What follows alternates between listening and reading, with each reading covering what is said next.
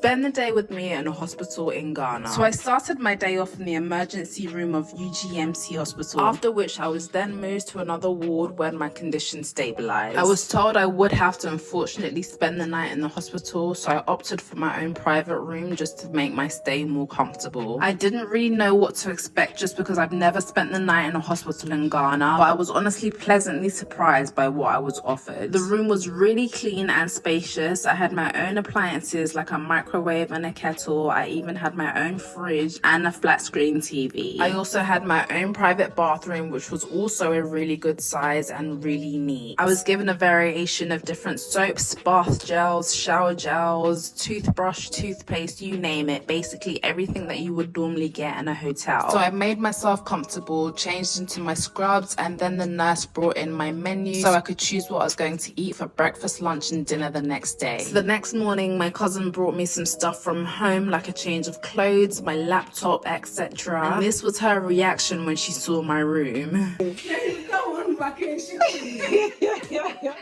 She was genuinely just shocked at how nice the room was and likened it to a hotel room or just somewhere you would stay on holiday. So I got myself out of bed, drew my curtains, that was my window view from my room, and then I hopped in the shower, which was cold, but I didn't mind because I normally do take cold showers anyway. I got out of the shower feeling super refreshed. I hadn't showered in a whole day, so best believe I was in there for ages. When I came out, my cousin had hung my boo-boo dress in the wardrobe, so this is the wardrobe that you do get in your room, which is also a really good size. You even get some hangers. So I went in and changed and even sprayed some perfume because, as I said, I hadn't showered in a whole day, so I was doing everything to get myself feeling back to normal. I was honestly just so happy to be back reunited with my laptop so I could do some work. So I tried to get into the Wi-Fi and realized that I needed a password, so I just rang the buzzer for the nurse to come. She came in, gave me the passcode, and I was in. The Wi-Fi worked a lot faster than I expected, so I was able to get a good amount of work done while my cousin made herself comfortable in her little corner and dozed off. I started feeling a bit hungry, so I decided to dig into my breakfast, and I got what was supposed to be an English breakfast, a chicken salad, and some fruit. The nurse then came in to check my vitals like my blood pressure and my temperature, and then she also drew some blood to run some tests. This was like my 4th blood test, and I only have 2 arms, so you can imagine just how sore my arm was. By this point I was over it, so I decided to just unwind for a bit by just taking a stroll around the grounds, and this is where I really got to take in the beauty and the cleanliness of this hospital. When I fell ill, I panicked because I honestly did not know where to go. I had never been to a hospital in Ghana for an emergency, and I feel like you hear nothing but horror stories when it comes to hospitals in Ghana and just general negativity about the healthcare system in Ghana, which I'm not saying are not true, but are just things that made me panic when it was actually time to use the healthcare system in an emergency. But staying at this hospital honestly really put my mind at ease, and I know exactly where I'll be going if, God forbid, I do have another emergency. So yeah, we spent about 15 minutes just exploring the grounds of the hospital. I feel like these videos don't even do the hospital justice of capturing the sheer size of it. Correct me if I'm wrong, but I feel like this may be one of the biggest hospitals in Ghana. As we were heading back, we noticed that someone had left some litter on the floor. There's just always that one uncultured person, isn't there? Like, why would you want to litter in a place like this? And what makes it worse is that the bin is right there. But yeah, shortly after I headed back to my room, my other cousin came to pay me a visit. So we chilled out for the rest of the evening. I ate, we watched Love Island. The results for all my tests had come back, and I was finally given the go-ahead to be discharged. And I was low-key kind of sad to be saying goodbye to my room, and that just goes to show how much I genuinely enjoyed staying in this hospital. I'd rate my experience at this hospital a solid 9 out of 10, and I really do hope to see hospitals of this quality across all regions in Ghana someday. But yeah, that's it for this vlog. I hope you guys enjoyed it, and I'll see you in my next one.